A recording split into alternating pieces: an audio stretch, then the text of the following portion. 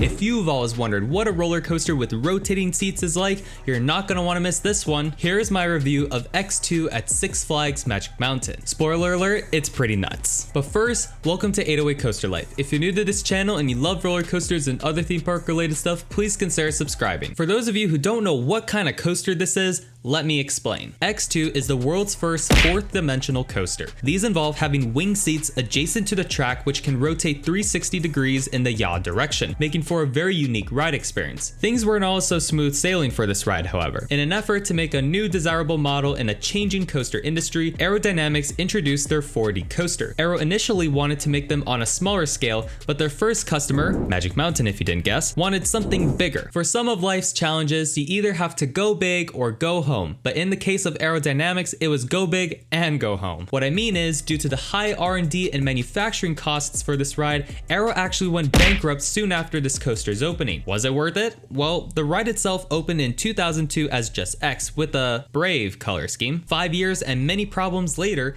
X was significantly renovated by S&S and opened up as X2 with lighter trains, a better color scheme, fire effect, onboard audio, better throughput, and better reliability. S&S went on to make 2 more rides like X2 in Asia, but 4D coasters after that were much different. They were on a much smaller scale, had smaller trains, and had free spinning seats as opposed to the controlled rotations on X2. Generally, coaster fans prefer the original style of 4D coaster, but we don't know when another one of these will get built. This was my first 4D coaster as well, and I didn't know what to expect going in. This is one of the most polarizing coasters in America, but I'm glad to say I came off this ride liking it more than I initially expected. Let me tell you why.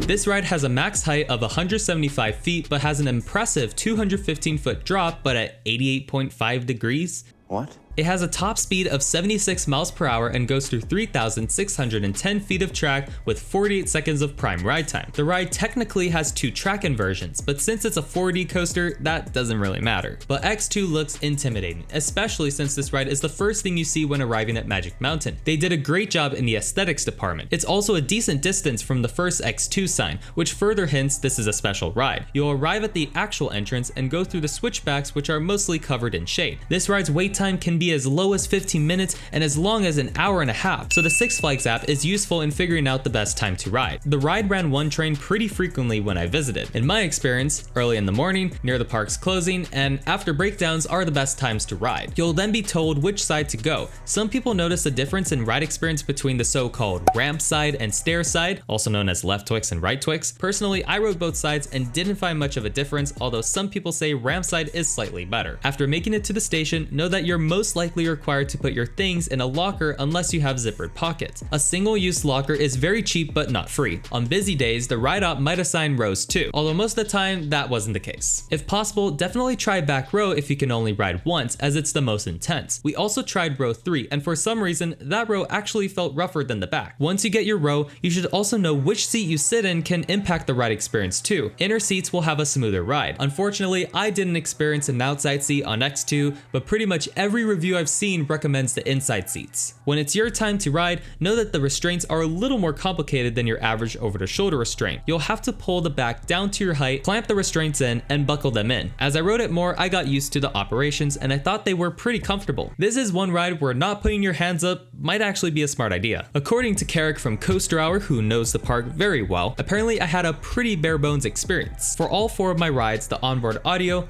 fire effect, and even the display in the station were not working. None of those were deal breakers for me personally, but I wish I could have experienced the onboard audio. I knew this was an issue for a while, so I didn't expect the audio to work on my visit. I guess listening to it on the way to Magic Mountain is enough for me.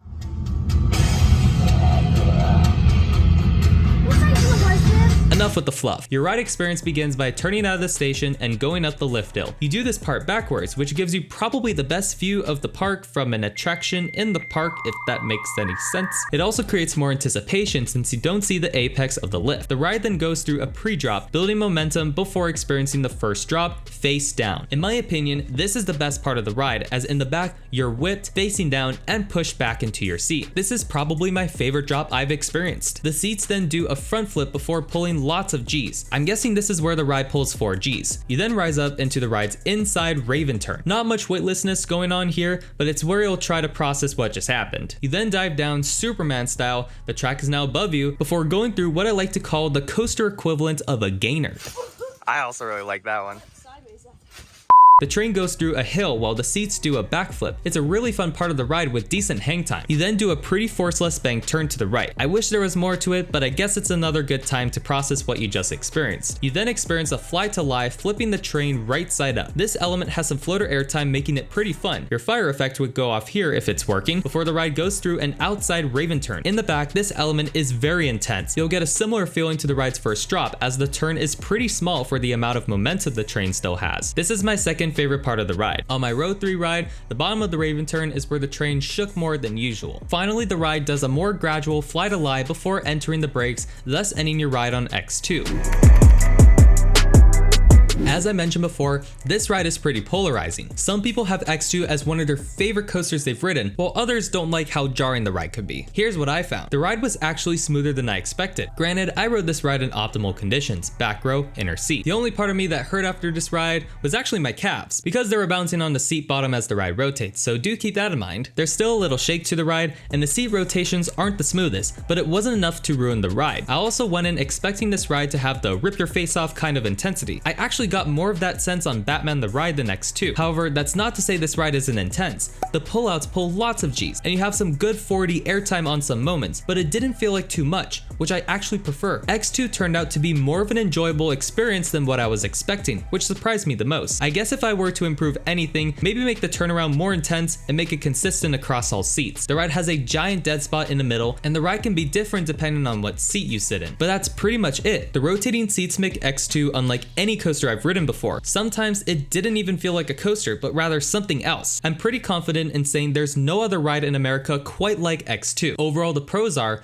the drop, elements, and rotating seats. The cons are inconsistent ride quality, pacing, and throughput. This ride gets a very good 4.8 out of 5 stars. Even with all of the hype surrounding this ride, I still was pretty impressed. Maybe for different reasons. I hope to get on Ajanica or Dynaconda as those coasters improved on this ride. Some of the elements look even more insane. I wish more of this style 4D coasters are built. I haven't ridden an SNS Freespin or an Intamin Zack Spin as of this video's making, but I don't think those rides would come close to this. It doesn't have to be on the same scale as X2 or Ajanica. I understand why a large scale 4D coaster hasn't been built since 2012. It costed Arrow a lot of R&D to make it happen, and as much as I'd like to see another manufacturer try a similar 4D coaster, I don't think they'd want to invest that much for a model. I can't say much for the Asian versions, but X2 hasn't been the most reliable either. SNS does have the Axis coaster with 2 possibly being built in the near future. A little different, but achieves a similar mission. And SNS still technically offers the 4D coaster. Maybe if the coaster industry run out of ideas, there could be more investment into evolving the 4D coaster. Make it cheaper, maybe on a smaller scale. Make it more reliable, have a better ride quality. But until then, X2 was truly ahead of its time. If you've ridden a 4th dimensional coaster, whether it be an original one like X2